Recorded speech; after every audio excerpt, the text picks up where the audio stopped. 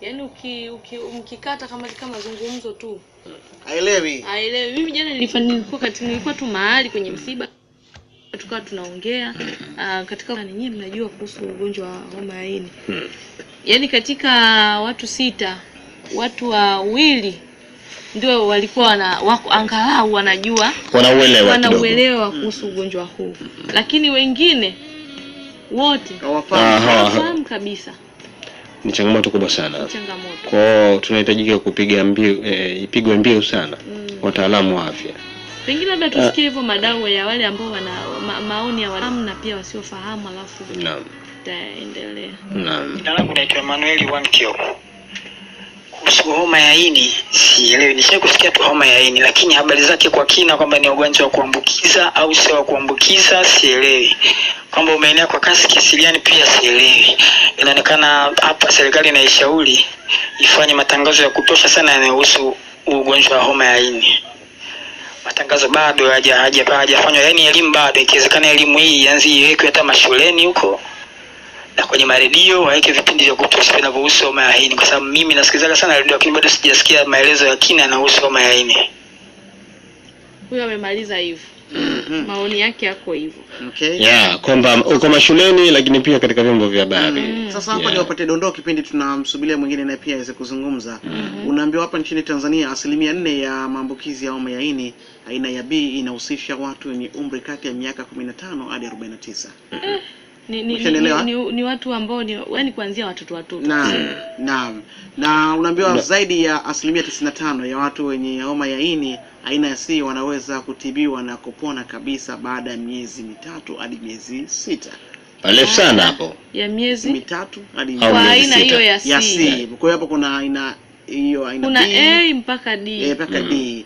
Na unaambiwa tiba ya homa ya ini ya B na C inaweza zuia magonjwa hatari kama kusinyaa kwa ini au saratani ya ini. Inapelekea. Inaweza kupelekea mtu kupata saratani. Naam. Umeshaelewa? Kwa hiyo tunaona jinsi gani ugonjwa jinsi ulivyo. Lakini unaambiwa njia za maambukizi ya homa ya ini. Unaambiwa uchangiaji wa damu kama hivyo tulivyosema sio salama. Kuna ile hali ya kuchangia damu, kuwekewa damu hospitalini. Lakini mama kumwambukiza mtoto wakati wa kujifungua, hilo swala nao pia linachangia. Lakini kujamiana hiyo pia wataalamu wanalifahamu vizuri, kama tulivyozungumza kwamba kuna vyanzo hivyo kwamba vinalandana na ugonjwa wa ukosefu wa kinga mwilini. Umeshaelewa? Lakini pia tunaambiwa kuchangia vifaa vya kujidunga dawa za kulevya, tumeshalizungumza hilo. Na hiyo pia ni njia mojawapo. Haya ni maeneo ambayo tunapaswa kutilia mkazo sana, lakini pia tuwe na semina basi mbalimbali zitatia mkazo sana. Unajua asilimia kule katika nyumba za ibada vipindi mbalimbali vya kiafya, ile mchana ile. Kiukweli yani maana kwenye mkusanyiko wa watu wengi ndipo sasa rais atakufikisha ujumbe. Ni tofauti na ukisema tuseme sijui warsha. Warsha itakuwa kama inatenga watu. Sasa tufanye warsha kuhusu ugonjwa wa ini. Watakuja wale waliosikia tu. Umeelewa? Wale waliosikia tangazo tu ndo watakakuja. Lakini wewe ukiamua kufanya mfano kanisani, mmetangaza kwenye nyumba zile za ibada, kule ni kila mtu anaenda. Kuanzia mtoto mpaka mzee. Kwa hiyo naona uhakika wa kuwapata wote ni mkubwa. Ni kweli. Na asilimia 95 watu hawajui kama wana maambukizi ya ugonjwa huo wa homa ya ini. Hawajui. Hawafahamu. Asilimia 95. Sasa umeona 95 katika 100. Maana yake asilimia 5 ndio wenye uelewa. Tuko mbali sana. Mbali sana. Lakini tumsikilize pia Nyem Galafoni. Kutoka kule Dodoma, naye anatujuza kuhusiana na hili la homa ya ini. Huko wadau wana yapi ya kuzungumza, lakini pia wataalamu wa afya. Haya amesema Julai 28, 2019 na mkurugenzi wa hospitali ya rufaa ya Benjamin Mkapa jijini Dodoma, Dr. Alphonse Chandika, katika kile cha maadhimisho ya siku ya homa ya ini duniani iliyoenda sambamba na utoaji wa huduma ya upimaji pamoja na chanjo kwa wananchi hospitalini hapo. Kidogo ambazo pia nilikuwa nazifahamu ni kwamba takriban watu 6.5 wanakufa kila mwaka kutokana na maambukizi ya homa ya ini kwa dunia nzima. Ni namba kubwa na inapunguza nguvu kazi katika nchi zetu, na tunapoteza uhai wa watu wengi kwa kweli. Lakini pia tunaambiwa kwamba kutokana na takwimu pia za WHO, huu ugonjwa unaathiri zaidi nchi ambazo ziko kusini mwa jangwa la Sahara, Asia ya Mashariki na Amerika ya Kusini. Hata hivyo, Dr. Chandika amesema wataendelea kujikita katika kutoa elimu pamoja na kuendelea kutoa chanjo, ambapo zaidi ya watumishi 170 hospitalini hapo wameshapatiwa chanjo ya homa ya ini. Tukijikita kwa tuanzie na elimu kama wenzangu walivyosema. Tuelimishe hii jamii ielewe, kwa sababu tuna watu kule bado hawajui jinsi gani maambukizi haya yanaweza yakampata. Tunalea ndugu zetu kule, hatujali mtu mgonjwa, kumbe mgonjwa huyu ana hepatitis B, una habari, unamshika na mikono mitupu, hauna gloves. Wakina mama wanajifungulia huko vijijini, bado natambua wizara kama wizara tunafanya juhudi kubwa kuhakikisha kwamba wakina mama watu wanajifungulia hospitalini, lakini bado kunaona wakina mama bado wanaenda kwa tradition based attendant. Sijui wale wakina mama wanaweza lisha wakina mama wenzao kule kama wanafahamu hili, wana elimu hii kwamba lazima wajikingi, kwamba si virusi vya ukimwi tu, lakini pia kuna hepatitis, virusi vya homa ya ini anaweza kuvipata asipotumia njia za kujikinga na kugusa majimaji ambayo yanatoka katika mwili wa binadamu wenzake, ikiwemo damu na majimaji mengine kwa ujumla. Tumeshaanza sasa hivi takriban tunatumishi zaidi ya 170 wamechanjwa. Kwa hiyo ningetarajia nchi nzima hii grupu ambayo iko kwenye hatari zaidi ya kuambukizwa wote wakingwe. Aidha, Dr. Chandika ambaye alikuwa mgeni rasmi katika maadhimisho hayo amebainisha kati ya watu 400 waliopimwa katika hospitali hiyo, 13 wamegundulika kuwa na maambukizi ya ugonjwa wa ini. Kaimu mkurugenzi wa kinga kutoka Wizara ya Afya Dr. Janet Mgamba amesema ugonjwa wa homa ya ini upo aina 5 ambazo ni A, B, C, D na E, huku ikitajwa aina B na C ndio inayoambukiza zaidi, huku 95% ya watu wazima wanaweza kupata nafuu ya maambukizi na 60 hadi 70 ya watoto wanaweza kuwa na maambukizi sugu ya ugonjwa huo.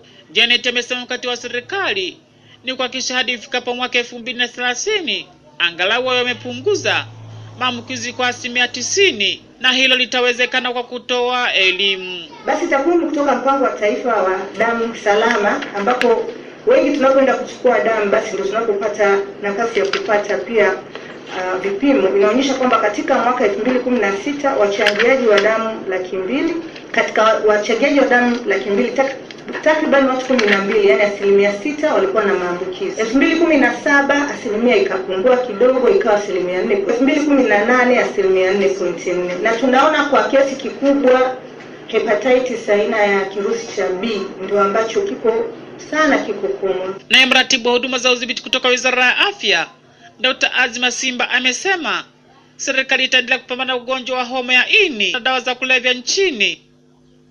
Dr. Patrick Peter akisema tafiti nyingi duniani zinanasi ambapo ni zaidi ya 75% ya watu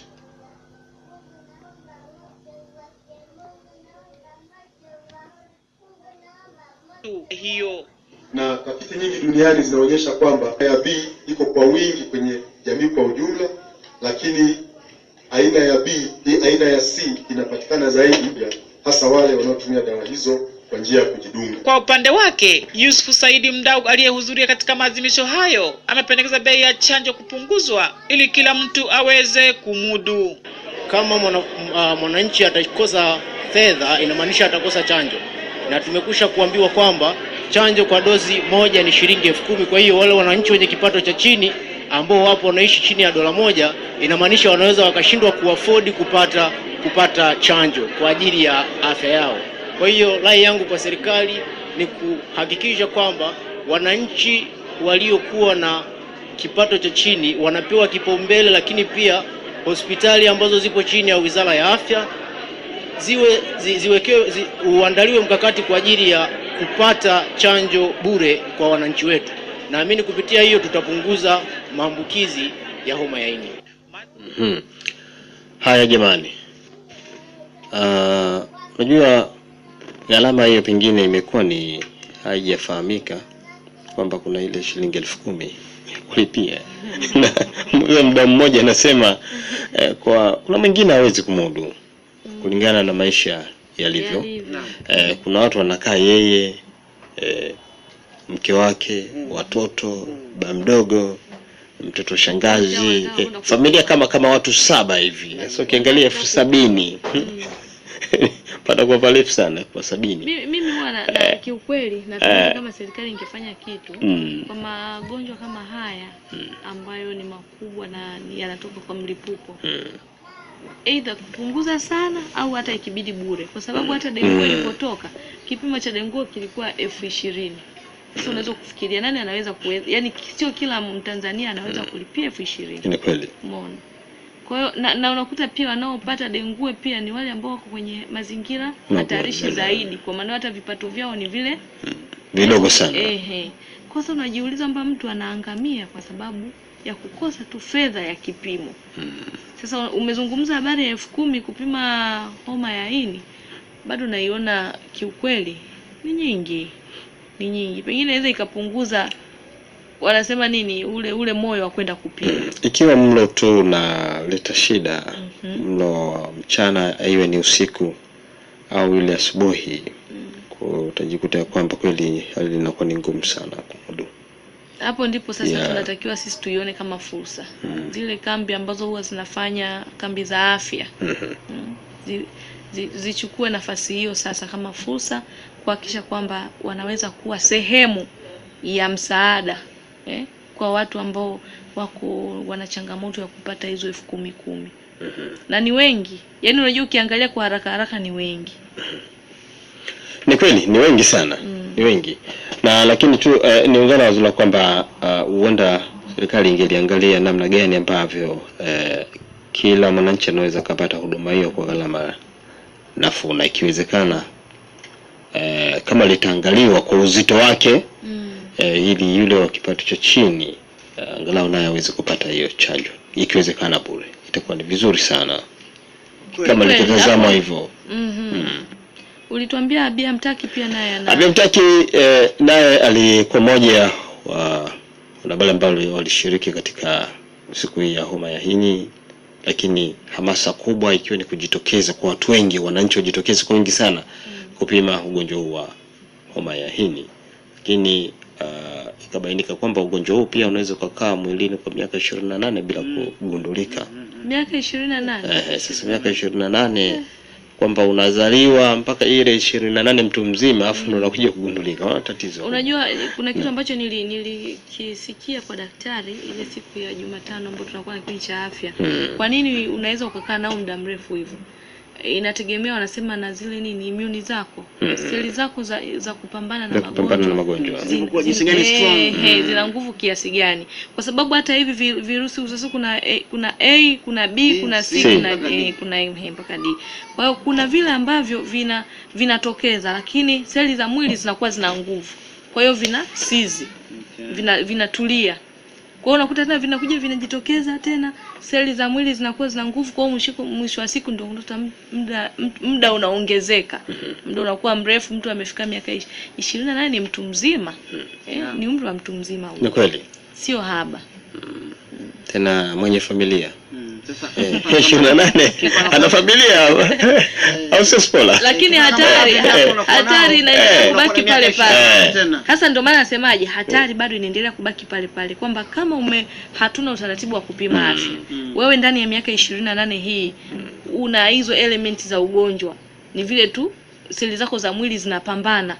Unaugua baadaye unarudi, unaugua unarudi. Kuna siku seli za mwili zitashindwa, na zikishindwa sasa utakuwa katika hatua ambayo sio nzuri. Salama. Kwa hiyo usalama wetu unabakia kuwa pale pale, kufanya check up za mara kwa mara. Lakini sasa kama hivi chanjo zimeanzishwa, kujitoa kwenda kufanya chanjo, na chanjo haifanywi siku moja. Spola, mimi ninachotaka kusema wakati tukiangalia hili kwamba la mtu ambaye hali yake ni maisha iko chini, sasa iko duni, kwamba tuliangalie pia tuanze ili hata kama ikitokea hivyo basi utakuwa umeshapunguza.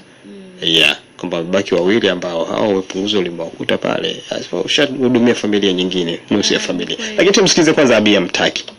Johnny Rwegasha ni daktari bingwa wa mfumo wa chakula na ini kutoka Hospitali ya Taifa ya Muhimbili, ambapo akizungumza jijini Dar es Salaam amesema kuwa chanjo ya ini kwa mara ya kwanza imeanza kutolewa hapa nchini mnamo mwaka 2002 kwa watoto wanaozaliwa, huku wale waliozaliwa bila kupatiwa matibabu hayo wakipatiwa chanjo hiyo na wale waliozaliwa wakiwa na maambukizi tayari kupatiwa matibabu ya ugonjwa huu. Pia kuna wakati wa watoto wanapocheza, wanashikana, wanakisiana bila kufahamu, tunafikiri kwa kiasi kikubwa wanapata maambukizo haya kupitia njia hiyo. Njia ya kujamiana pia ni eneo kubwa, ngono zisizokuwa salama, lakini pia inategemea na michubuko ambayo mtu mwenye virusi hivi anaweza kupitisha kwa mtu ambaye hana, na hivyo kupata maambukizo. Kwa hiyo tabia zile ambazo zinatokana na ngono zisizo salama au zinazoambukiza ukimwi ndizo zinazochangia kwa kiasi kikubwa kupata maambukizo ya hepatitis B. Daktari bingwa wa saratani ya ini kutoka hospitali ya Aga Khan amesema kuwa hospitali ya Aga Khan kwa mwaka hupata wagonjwa 4 wenye saratani ya ini ambao hutokana na kutokupata matibabu kwa haraka, hivyo hufariki baada ya miezi 18. Sisi hapa Aga Khan kwa mwaka tunaona takribani wagonjwa 3 mpaka 5 kwa mwaka wa saratani ya ini, na kati hawa wengi unakuta ndani ya miezi 18 karibu 80% wanafariki ndani ya miezi 18, yani mwaka mmoja na nusu. Kwa ni ugonjwa mmoja ambao ni hatarishi sana. Kwa naamini kabisa kwa chanjo na juhudi hizi zinazotoa kwamba watu wajitokeze waweze kupima kujua kama wana maambukizi, na kama wana maambukizi basi watumie dawa ili ugonjwa usiwe kuleta madhara kwa ini na kusababisha saratani ya ini. Na kwa mujibu wa shirika la takwimu la taifa NBS, takwimu zinaonyesha kuwa watu 4 hadi 100 wana maambukizi ya ugonjwa wa ini, huku watu walioko kwenye makundi hatarishi wakitajwa kuwa wenye hatari zaidi. Hivyo ili kutokomeza ugonjwa huo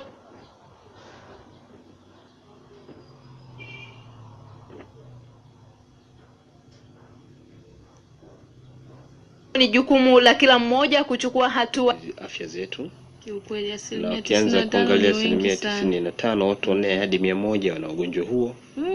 Na ukianza kuangalia hizo takwimu kwa kweli inatia shaka sana, maisha yanakuwa hatarishi sana. Ni kweli. Na ukiangalia watu 6.5 kila mwaka duniani watu wanakufa kutokana na ugonjwa.